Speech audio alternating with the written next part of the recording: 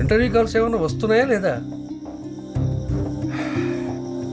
ఇలా ఖాళీగా కూర్చుంటేనే పిచ్చి పిచ్చి ఆలోచనలు వస్తాయి. బా పాయింట్కి రండి నాన్న. నిన్నటి నుంచి మీ బిహేవియర్తో ఇబ్బంది పెడుతున్నారు. చిన్నప్పటి నుంచి పడిన ఇబ్బంది ఇంకా చాలు. పాయింట్కి రావాల్సింది నేను కాదురా, నువ్వు. నువ్వు చెప్పు, నీ ప్రాబ్లం ఏంటి? ఉద్యోగం పోయిందన్న బాధలో ఈ మందులు అలవాటు చేసుకున్నావు. దీనికి నువ్వు ఎక్కడ బానిస అవుతావో అని నా భయంరా.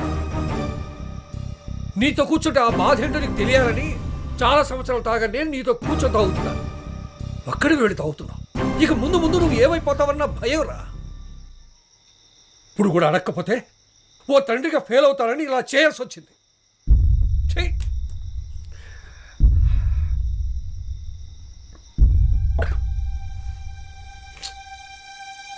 రేయ్, నా దృష్టిలో మందు తాగడం తప్పు కాదురా.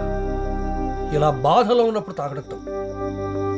ఆ సమయంలో అది వ్యసనంగా మారి మనిషిని బుద్ధిహీనుడు చేస్తుందనే భయం నాది.